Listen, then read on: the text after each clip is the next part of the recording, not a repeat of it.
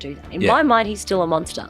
When we were those little people, there was no one there to protect us. You know exactly what I'm talking about, and you have probably waited 40 years for this moment. The I Catch Killers podcast was a fresh start for me, as I left policing behind and started a new life.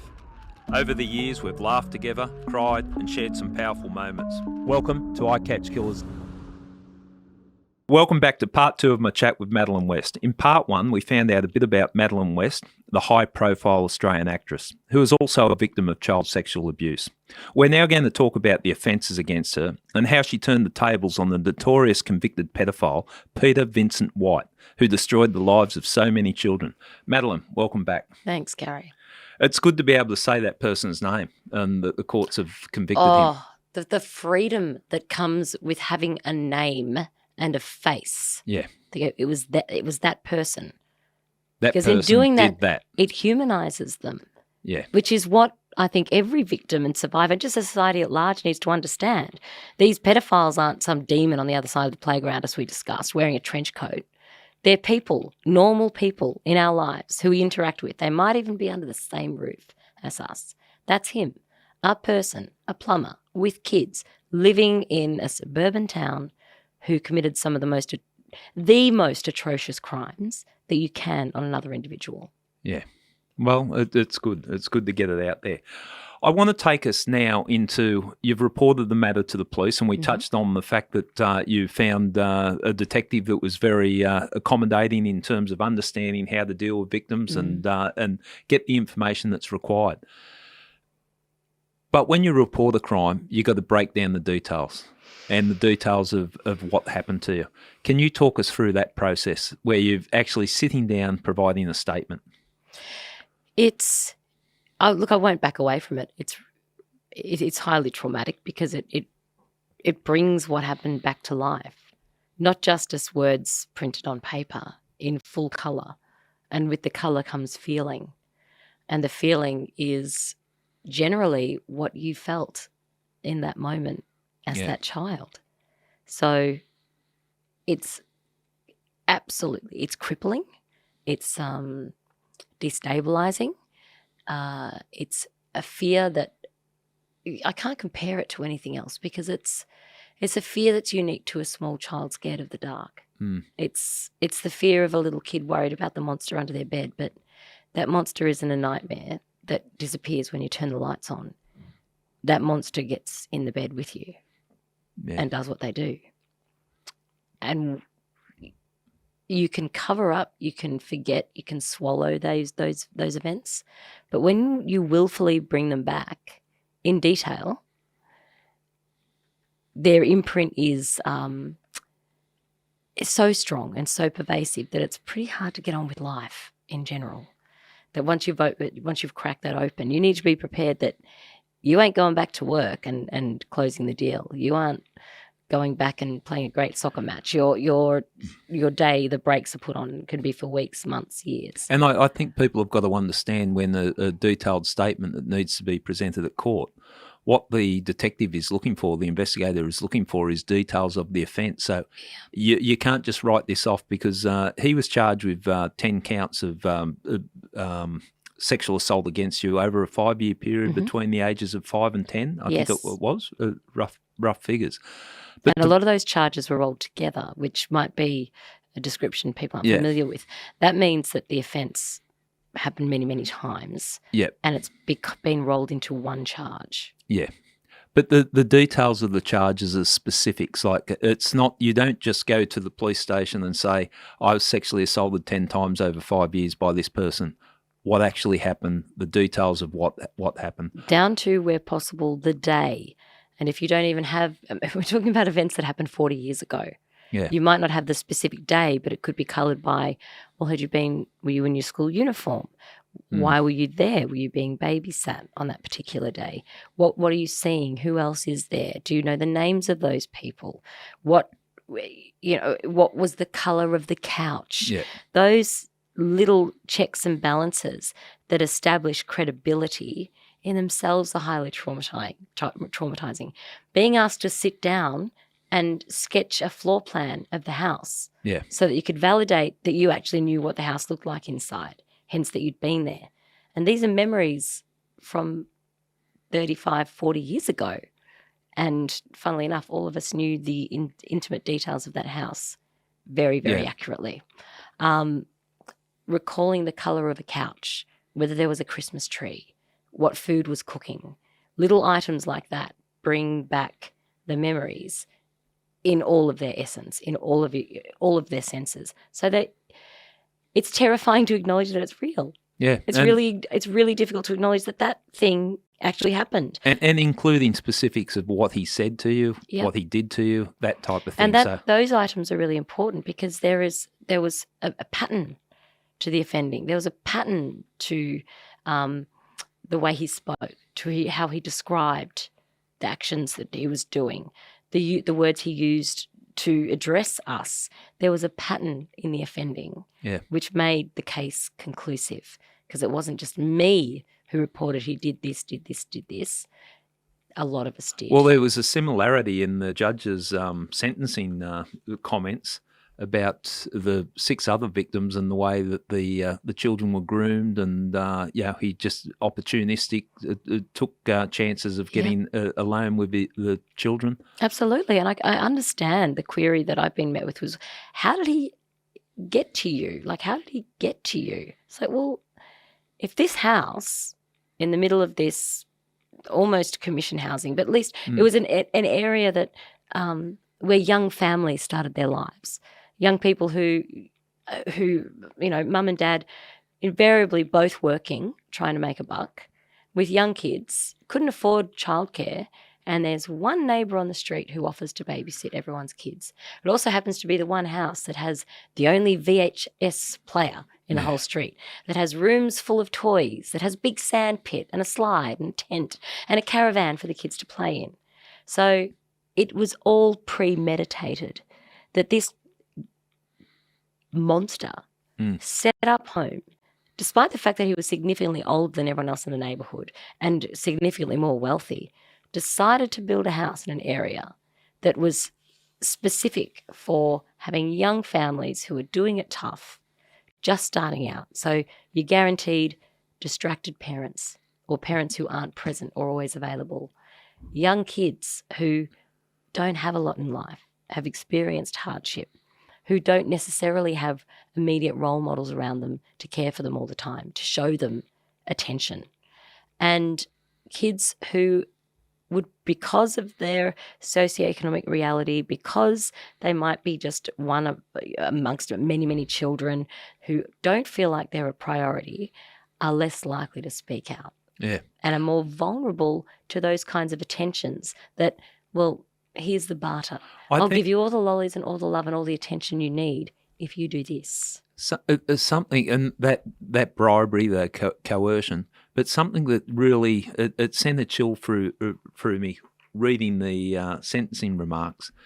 The amount of times that issues were raised about his behaviour and the amount of times it was dismissed. Yep. By every one of the victims had brought it up at some point. And it was almost too hard for people to deal with. And when you're looking at the status of the scenario, we're talking about my parents were in their early 20s when I told them. Yeah. He was well into his 30s, pillar of the community, beloved by everyone.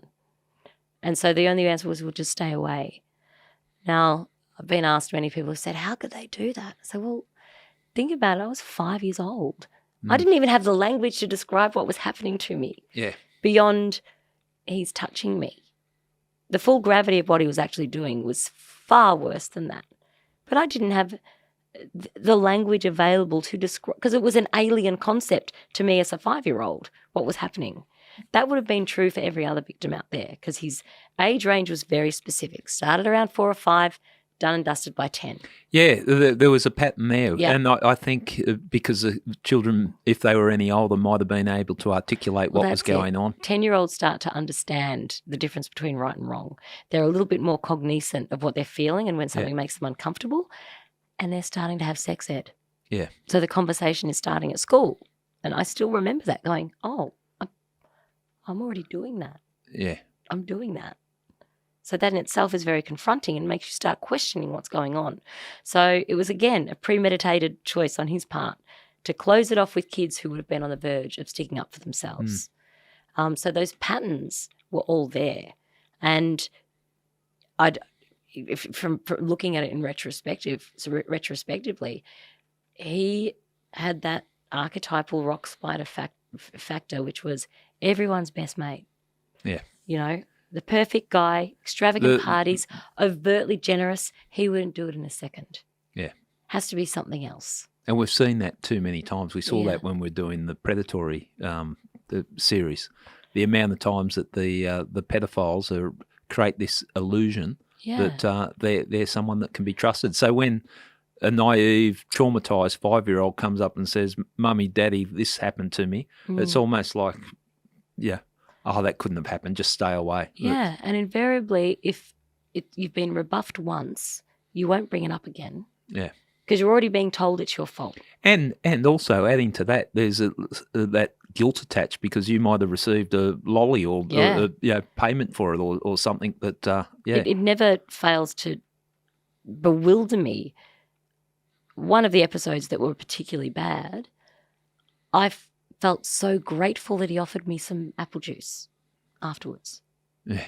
That in my mind, his frustration around where things didn't, and this is what I have to point out, that often he only had a small frame of time when his partner, who was profoundly deaf, might have been in the bathroom or she was tending to another child, for him to access and do what he did. Yeah. But this is what they do.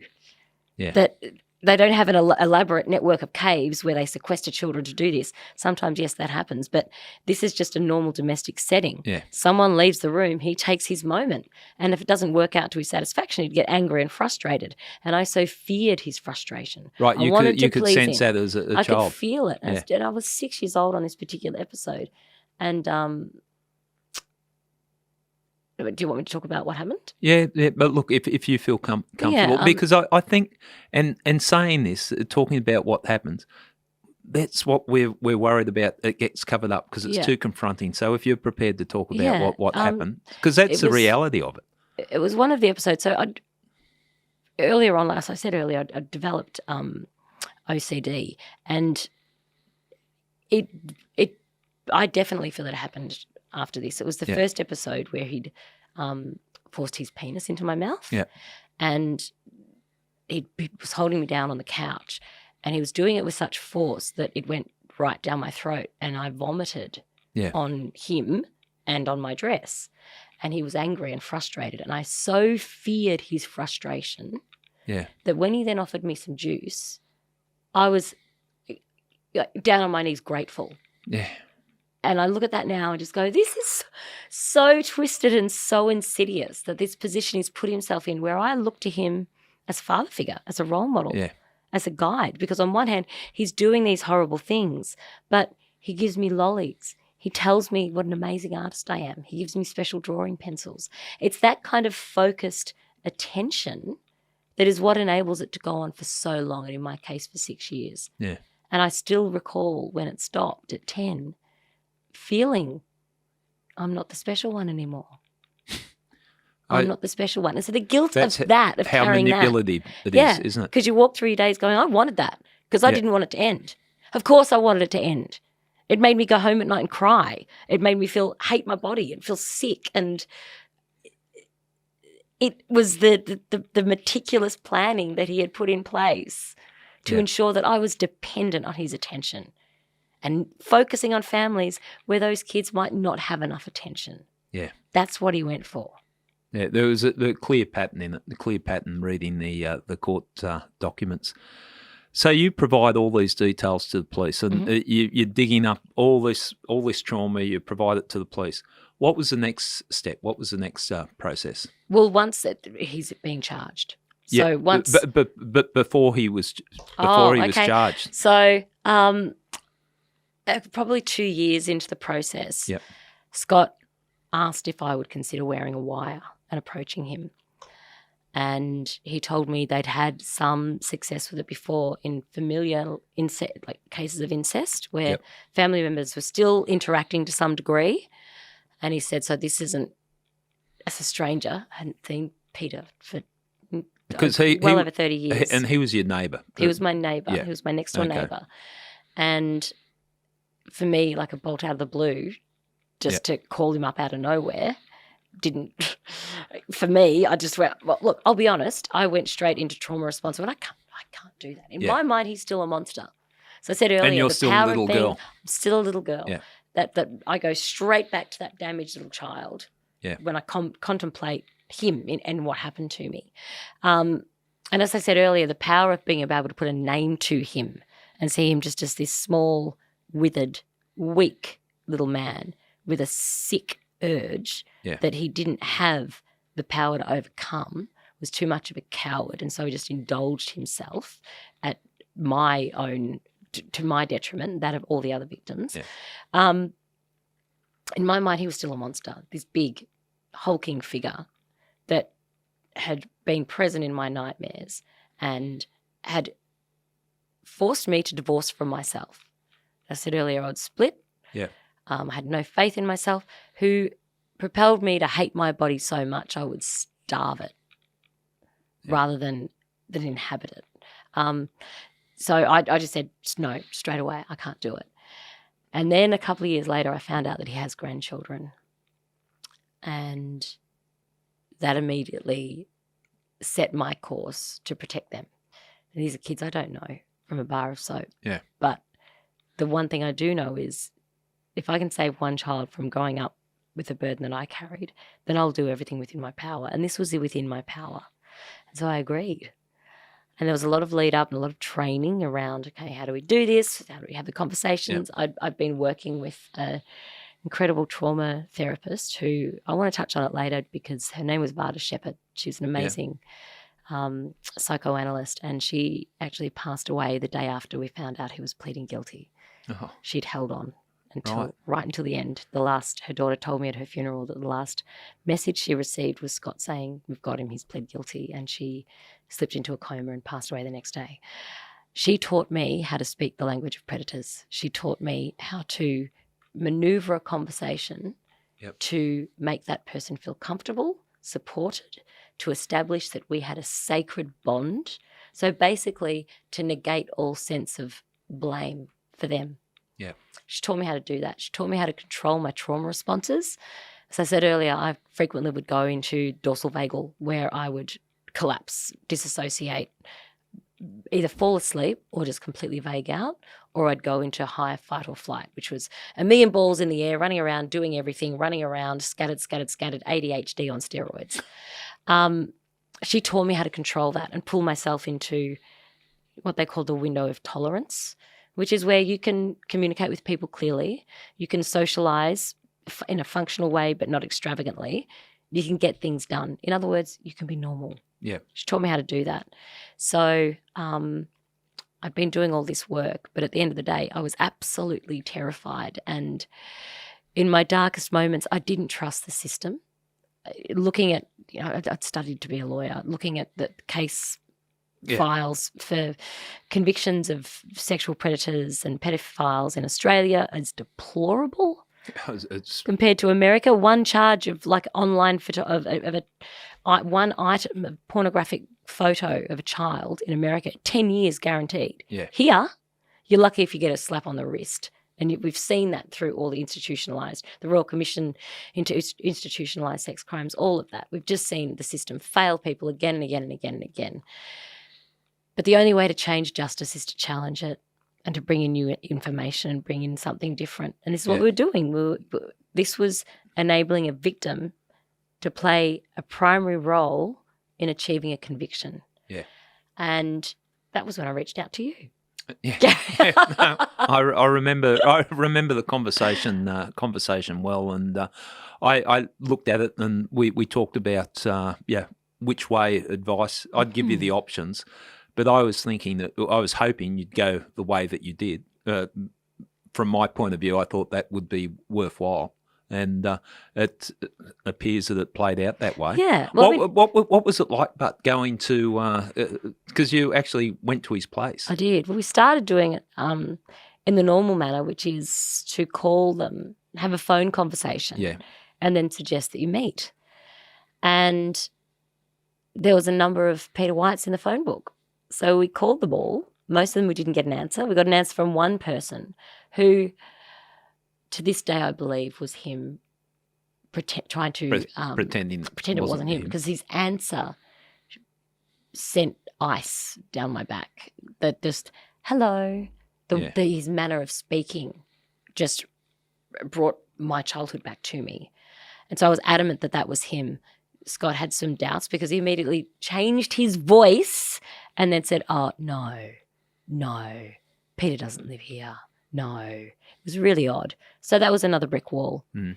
And I said to Scott, because I'd travelled down from New South Wales, I was ready to do it. And I said to Scott, I'm just going to go to his house. You got his address? He said, yeah.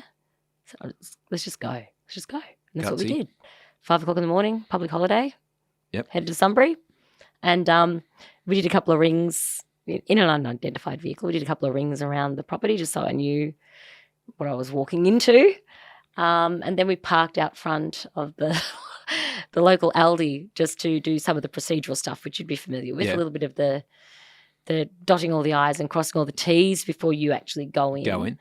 And I said to Scott, because I'd started to hyperventilate and I'd gone into dorsal vagal, I was completely vaguing out. And I said to Scott, I don't think I can do this. I can't do this. I'm gonna collapse. I'm gonna cry. They're gonna know why I'm here. I'm gonna blurt it out. And he just said to me, Madeleine, just act. Good what do you advice. mean, Scott? And he said, just act. You've been doing this for 40 years. The same amount of time you've been carrying this bullshit burden that's not yours to carry anymore. Go in there and act like a woman who is deserving of and seeking justice. Yeah. Walk in there like that, like you've got nothing to fear and nothing to be ashamed of. And I did. I went, I can do that. I understand that language. It's like I was putting a character. I was putting on the character of Melanie. I was putting on the character of the woman I was supposed to be, as opposed to the cold, detached, broken woman that I'd become. So I walked in, knocked on the door. Yeah. What time of day was this? Oh, it's really it was probably about 6:30 in the morning. Okay. They were both in their dressing gowns. Yep. And as soon as he opened the door, now this is what I've been taught, that predator, criminal, like anyone in real life, shows their true reaction in the first seconds, the first 2 or 3 seconds. Yeah.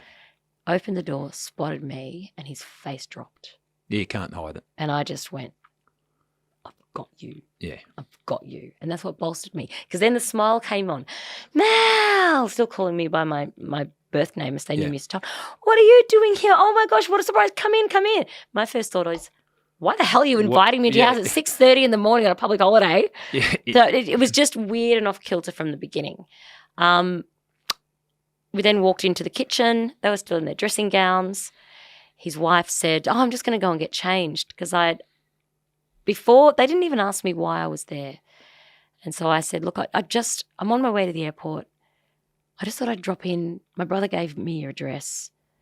And I just wanted to talk to you both, because I've had some really difficult times lately. And you both know I had sort of absent parents. They were both working and you were always there for me. And I just wanted to talk to you as parents. And they went, oh, of course, come in.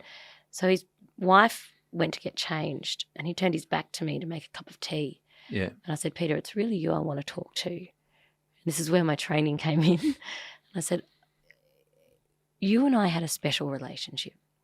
And I understand that sometimes people have urges that they don't really understand, that society doesn't condone. And I understand that. But things happen between you and I. And I feel like they've affected me, because there's been a lot of confusion in my life about who I am, about what I like, about how I relate to people intimately. And I just feel like I need what happened between us to be acknowledged. And he said, I don't know, what do you mean? And I said, well, you touched me and you did a lot worse than that. And he immediately became emotional and said, I don't remember that, but if I did that, I'm so sorry. I must have just blanked it. Yeah. And then I went, You know exactly what I'm talking about, and you have probably waited 40 years for this moment, and that's what you come back with.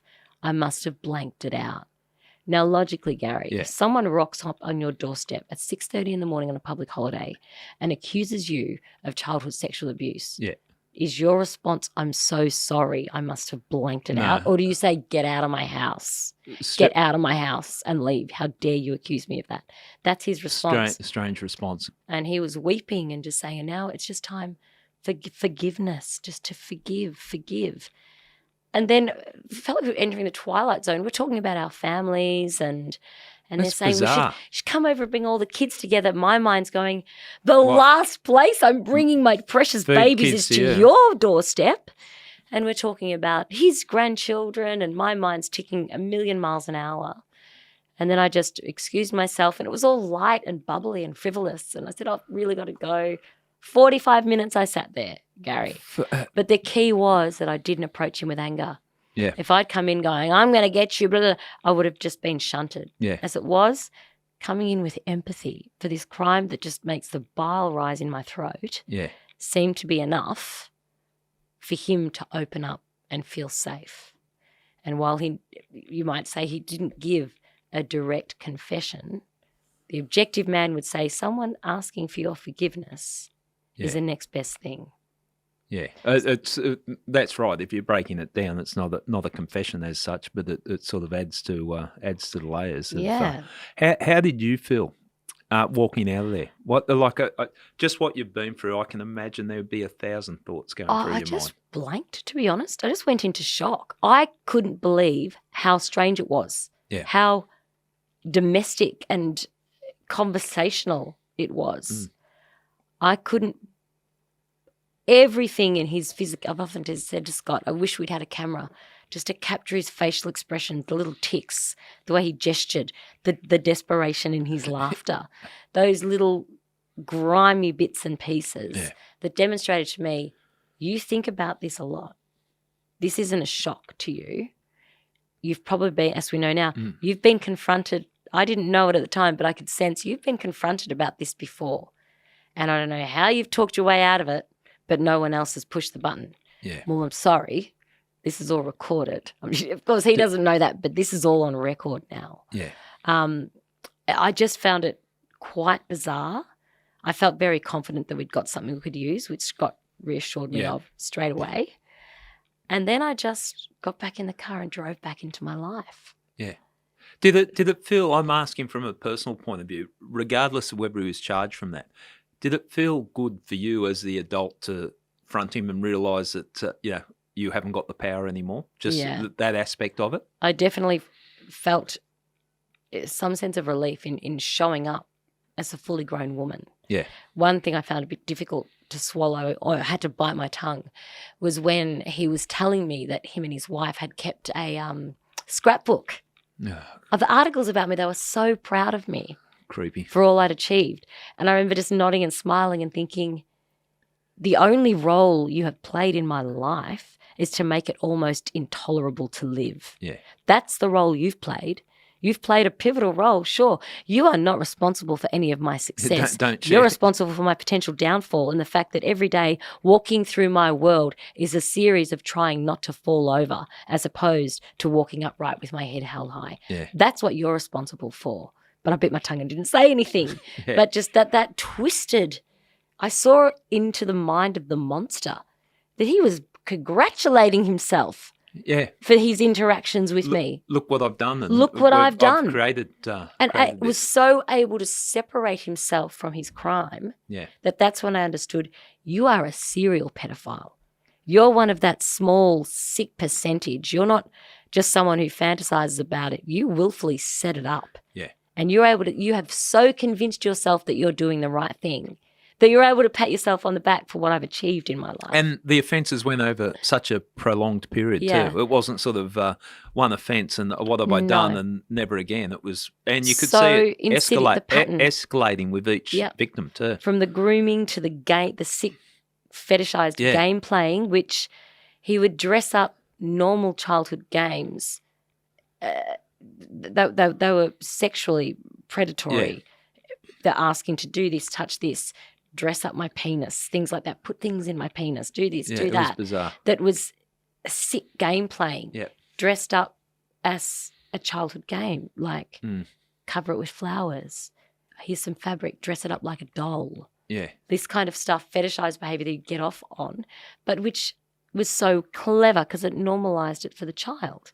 As a child, you're in a normal suburban setting with flowers or doll's clothes or whatever, being asked to do this thing. And reading the court documents too, I would think sometimes it was so bizarre what he was getting done. If a child said bizarre. that, it'd be dismissed as... You must have just made it being asked, to put sticks in the eye of my penis or in the foreskin. Yeah. What? That's what? Yeah. To try and explain that as a child, absolutely impossible. Explaining as an adult, it's bewildering. Yeah. But that was how he... That was the pattern. From the beginning, the constant exposure was always exposing himself, and that's where it began, to the mild touches that could just seem like that was just a gesture.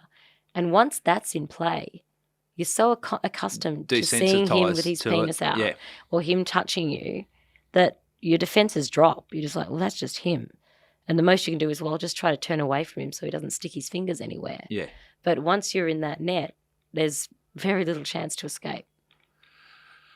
I'm just taking it in from that meeting. I would love to be a fly on the wall because I'd like to see people suffer in those situations. And I don't say that lightly. I'm not vindictive, but for past actions to come back like that. So you've walked out of there and you've spoken to Scott and you've got on with your life.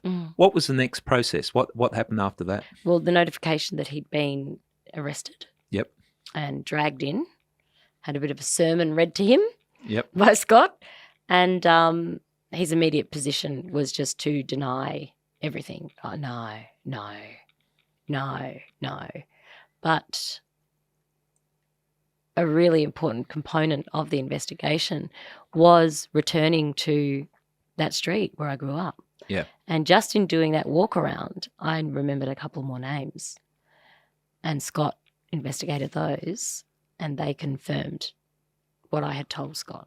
So suddenly we had a case. And funnily enough, Gary, when we started doing publicity around predatory, another victim saw it and reported it. And another one saw it and reported it. And suddenly it grew. That happens a fair bit when someone has been preying on children and someone comes forward. It takes someone to come forward and then the gates are open and everyone comes. Absolutely, and I felt really honoured when I met my my family of fellow survivors. Yeah, that they said thank you for starting this, for making this happen. I remember having a conversation with you when you said others have come forward, and you could see you could see how it really made you feel like I've done something important. Yeah. It wasn't just me, it was all the others as well. And just aside from the preventative measures that predatory has been such a gift, that we were able to create something that gives people a sense of what is out there and how to avoid it. Yeah. But also just in standing up and saying in quite a lot of detail what happened to me, it enabled the other victims to begin their healing journey because they saw someone was willing to stand up for herself and for them.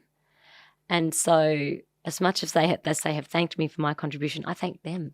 Yeah. Because if they didn't have the guts to get up, you would have been out and there make on the your statement, own. I would have been the Lone Ranger with a case that I couldn't substantiate. But remember we had the conversation when you were talking about it, and again, looking at the options that we could go public, and you said, well, what you're doing, where are the options? And we talked about different avenues.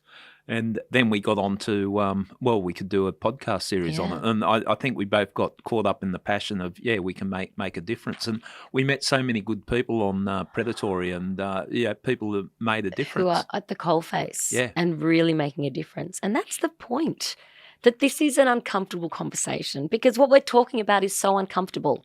No one wants to imagine that an adult out there desires sexual interaction with children. Yeah. It's happening everywhere. And from my own experience, the damage is crushing.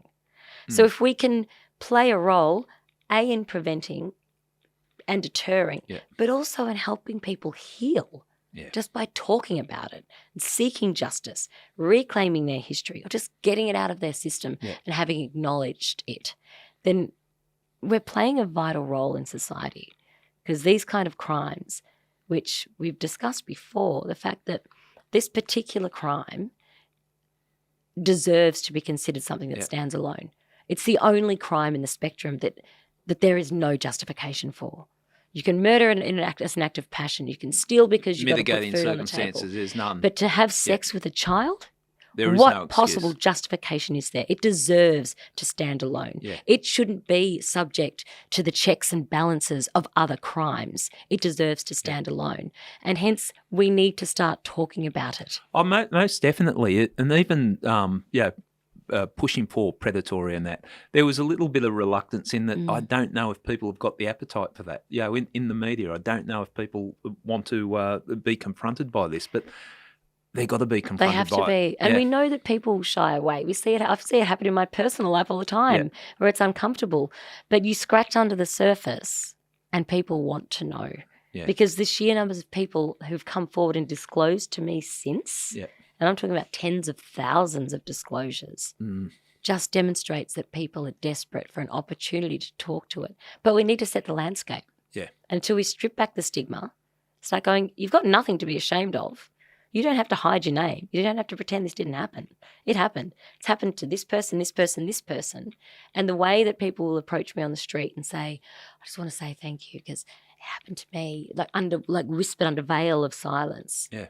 That if we can strip away that secrecy. And people were starting to sit up and take notice. You were invited down to Canberra. Yeah. Yeah. What was absolutely. Tell us about that. I was incredible. It was that I was asked to come in and contribute to a joint parliamentary committee into the capacity of capabilities of law enforcement in the area of child exploitation. Yep. And I got to speak directly to the Senate, and one of the senators actually said, for everyone present, all the members present, Madeleine's podcast with Gary Jubilin is a must listen. And even the chairperson said, yes, I've listened to it. It's really quite incredible. Yeah. So that was a great honour. Yeah. But I had a wonderful opportunity to make direct recommendations from my own learning, from my own experience as a victim, but also from what we learned together, curating the podcast, and make some recommendations around how policing in this sphere can be reinforced.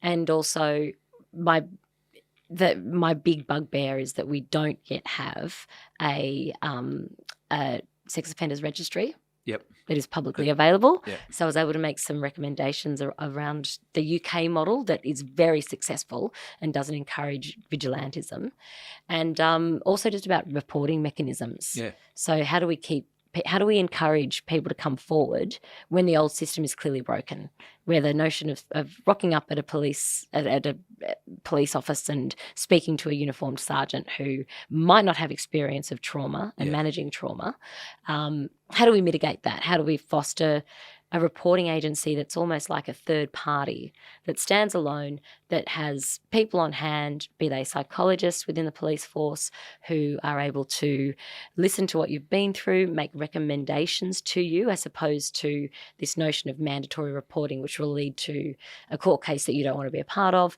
I just had an opportunity to really expand on some of those ideas. So many aspects to it too. One thing that I hadn't appreciated, and I sort of look back and think I've spent so long in law enforcement, didn't really appreciate it, the amount of people in prison that have been sexually assaulted as children. And we talk about let's get tough on crime, fight crime and all that. Well, this is what bewilders me, is that we are a crime-loving nation. Yeah. I mean, your amazing podcast is point in proof that we love to talk about crime and the prevention of crime. Crime. Here we have a crime that has one of the highest ratios of victims and the most vulnerable victims, children, highest ratio of recidivist behaviour, of offenders repeating it again and again and again. And as we know from speaking to the prison psychologist, forensic psychologist, they can't be rehabilitated. And yet the lowest ratio of prosecutions. Yeah, I know. And on top of that, even worse, the judiciary is giving some of the most lenient sentences for crimes that destroy someone's life. Yeah. You commit tax fraud, You're going to get 10 years in prison. There's not a full appreciation of it, is there? No. They don't get it. And my observation in policing, anecdotally, is that the sex crimes units are notoriously understaffed And underfunded. And it's because, again, we don't talk about the crime. Yep. It's sort of swept under the carpet. And yet we think about it, this is a crime that we know leads to extraneous criminal behaviour. Yeah. We know it leads to drug addiction, alcohol addiction, inappropriate and miscreant sexual behaviour, violence, mental health, severe mental health disorders, inability to work, so hence needing to rely on the taxpayer just to get through the day, and yet we're not addressing it. Yeah. Here we have a crime that is really, it's like the root ball of some of the most heinous components that are diminishing society at large. And yet we still don't We've talk got to about fight it on every front. That's why I liked Andrew Carpenter. He's great. And going after paedophile super. Yep, absolutely. Superannuation. Because even that should shock people at home. Yeah. So for the average taxpayer, you're the person who is paying for therapy for someone who has been sexually abused. Yeah. You're the person who is paying for their victim's compensation. The person who did it can have a nice fat, they've probably put all of their, when they've first been told that they're going to be charged and that their assets will be frozen, they've put everything into their wife's or a family member's name, but their super can't be touched. It sits there, a nice little golden nest egg. A lot of them, some of the most heinous cases, have put everything they have into their super and they can't touch it. Now, for everyone out there listening at home, every tax-paying Australian resident, you're paying for that bastard's crime. So they're sitting in prison, having their 3 meals a day, and, not a worry in the world. And when they get, get out of prison, thank you very much, got my super. Yeah. Happens time and again. No, it's all these ways of approaching it from a multifaceted way of trying to combat this crime. The court matter. Mm-hmm. Our pedophile ended up pleading guilty. Yeah, he did. Talk us through that and how you felt when you found out that, because otherwise you would have gone through a long, drawn-out court process. The case wasn't – the general consensus was we wouldn't have an outcome until 2026. Yeah. And this was the beginning of 2023. And it's a long time having your sort of life in limbo, It's a long time. Yeah. And you're constantly talking about it. Yeah. You don't just get to package it up. You're constantly revisiting it. You still have a sense that – you've opened up this Pandora's box, but there's no closure on the immediate horizon. Yeah.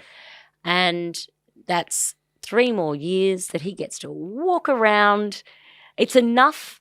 It's galling enough that you've experienced what you did.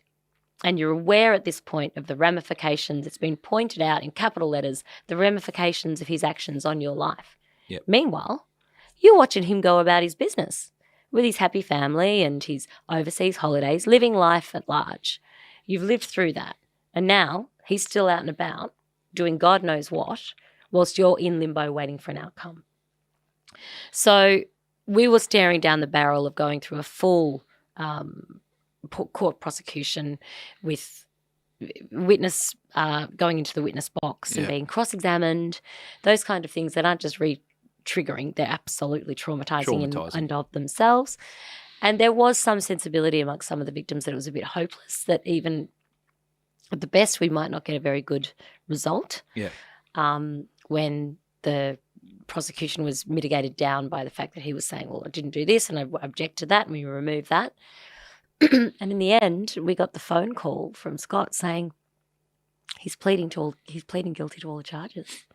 Now, the original charge list was almost 80. Yeah. They rolled some of the charges together.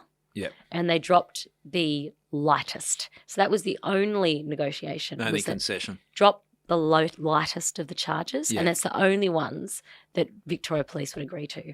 Right. He wanted the big ones knocked off, and they were some of my charges. Yeah.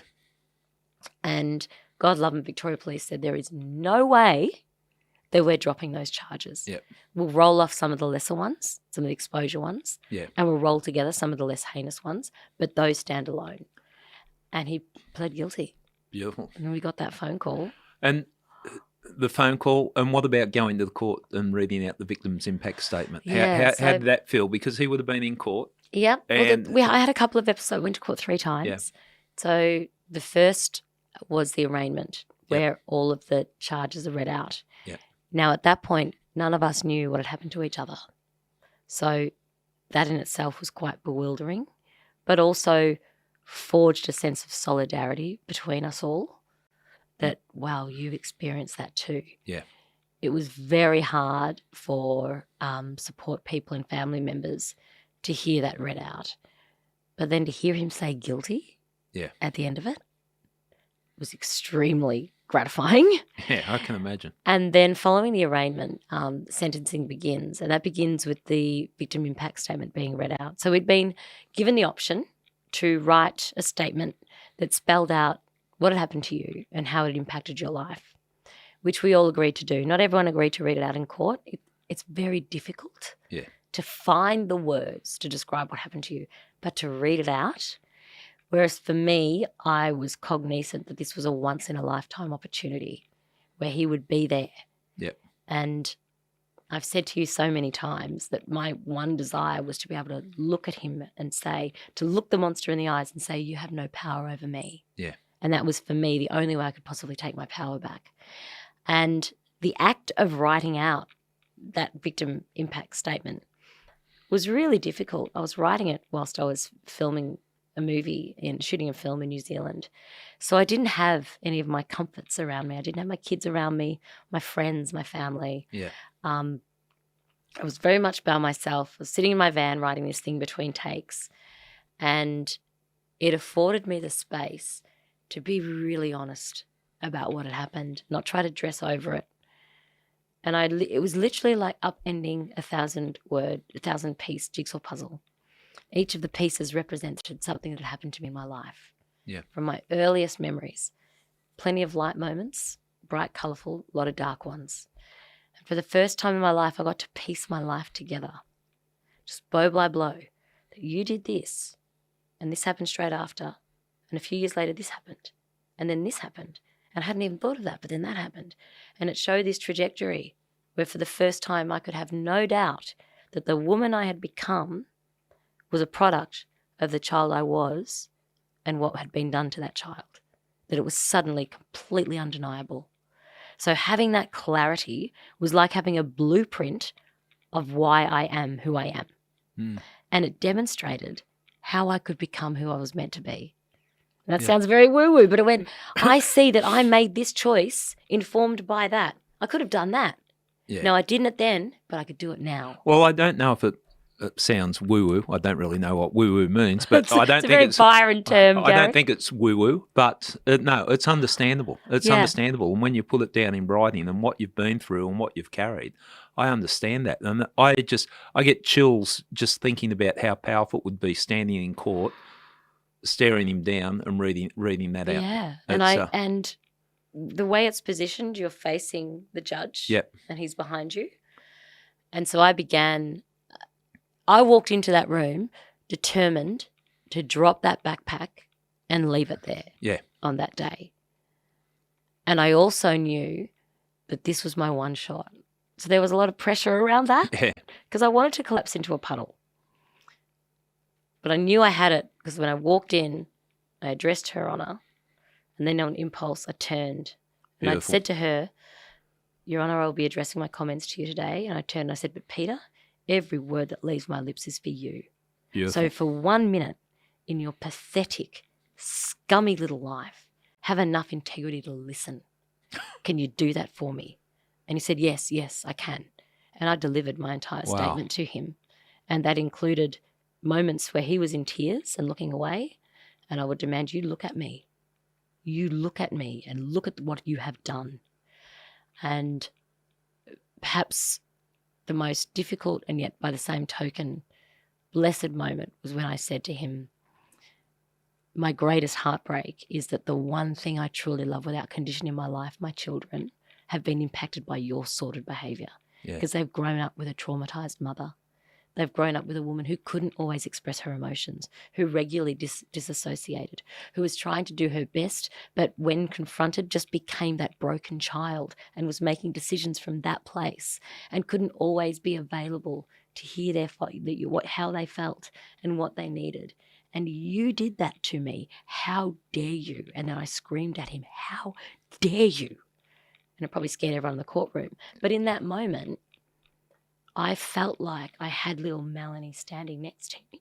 Speaking on behalf of her. And I felt like I had thousands of women and children standing behind me, having my back, because I had theirs in that moment. But when we were those little people, there was no one there to protect us. But now we're grown-ups. Yeah. We're big-ass grown-ups. And we can stand up for the child we were. And more importantly, for children to come. That if in that moment I could demonstrate that I've got something to say and I'm not going to back down because this is my one moment. And I said to him, I don't need empathy anymore for what happened. I don't need pity because you're the one who has to get up in the morning and look in the mirror and see Peter Vincent White. I'm going to get on with my life and I'm going to love my children. My legacy will be putting you in bars. Your legacy will be the monster who molested children.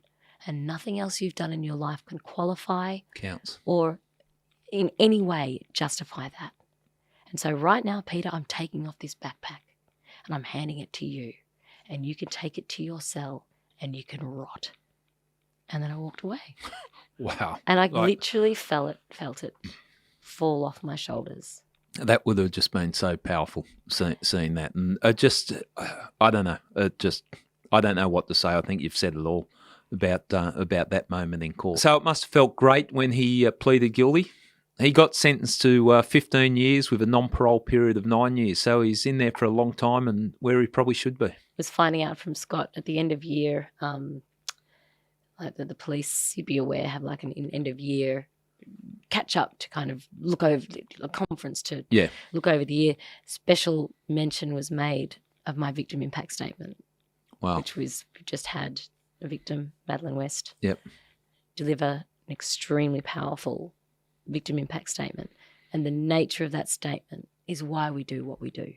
That sums it up, doesn't it? Yeah. That's really powerful. But to see, and Scott said that he was in tears and said, I just saw you take your power back. Yeah. You weren't crying. Yeah. You weren't collapsed. You weren't a victim. You were a survivor. Yeah. And since then, Gary, it's, again, I can't think of anything else to describe it. It sounds woo-woo. My life has changed so much. Yeah. I'm actually becoming the woman I was meant to be. Well, that's that's a beautiful thing that you've gone through that and left it. And it doesn't mean I'll always do everything right. No, you're going to still stuff up. Still going to stuff up 100%. I'm me, okay? No doubt. Yeah. I've got the tools, the knowledge, and the agency to make better choices. Yeah. For me and for those I care about. For the world at large. It's been a long journey for you. But a necessary one. Yeah. I think I said earlier that I've been doing this apology tour, I've called it.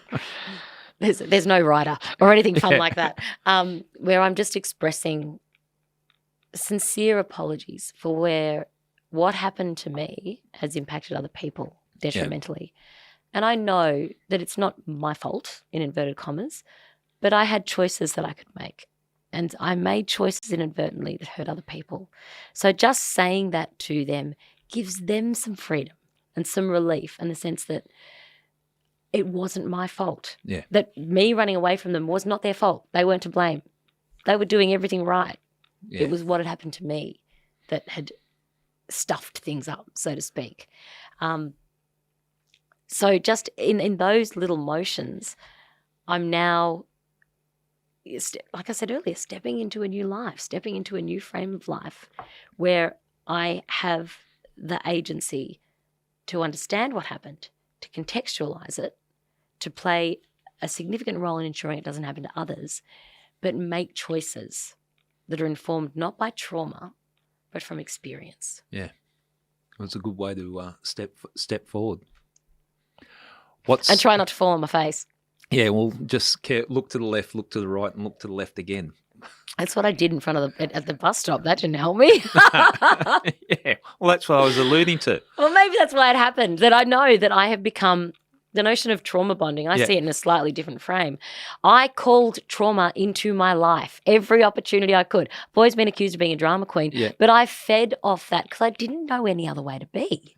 That was your go-to place. That was my go-to place. And how could I expect it to be any other way? What do you do now? Like, I know you do a lot of things. You were talking deep diving at one stage and other things, surfing. Where's your relaxation? Where's your balance in your life? Because you've been through such meditation. Meditation? I'm actually about to head to India. I'm going to be going into a silent retreat ashram.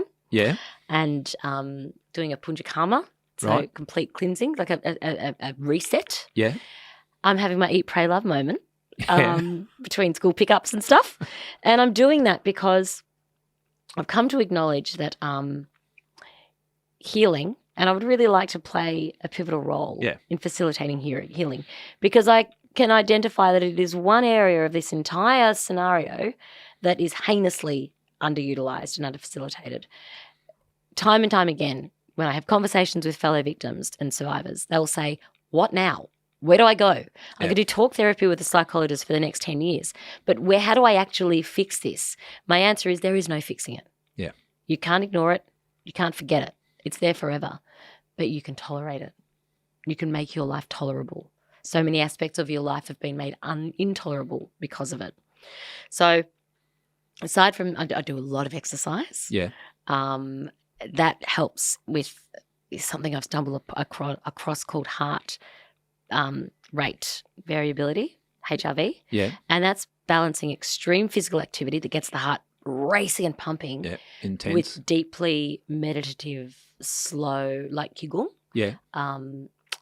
Meditation, very slow yin yoga, swimming in the ocean. So I'll run up to the lighthouse, a bunch of Ks, and then just sit in the ocean and let the waves take me. Yeah. And that going from extreme racing heart to slow racing heart is rewiring my brain.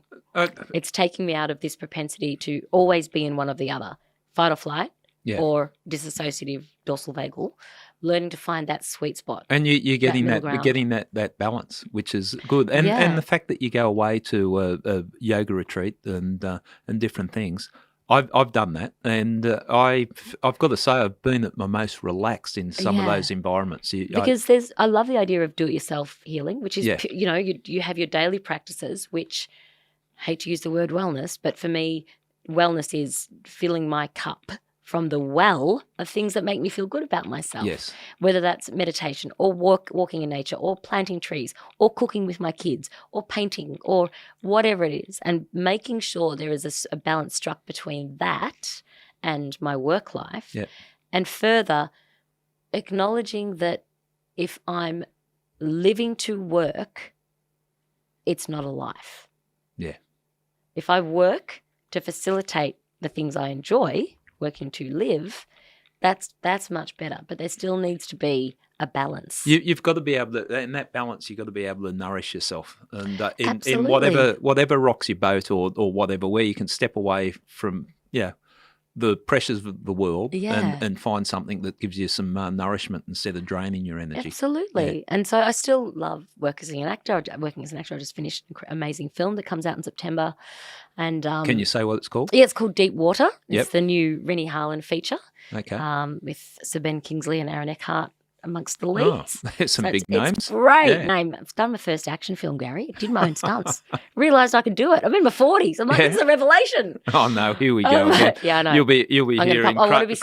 You'll be hearing crutches, and I'll be going, what happened? Well, but there'll be a good story, and that's what it's all about. A good story. Exactly. I definitely wanting to continue with getting some more podcasts in the works. Yep. Because again, for me, that is the purest form of storytelling, because you have the holder of the story there in front of you. Yeah. And you're literally helping them. Having worked in the media in different aspects that you have and seen the media, that's what I like about podcasts, because you really have the opportunity to find out who the person is.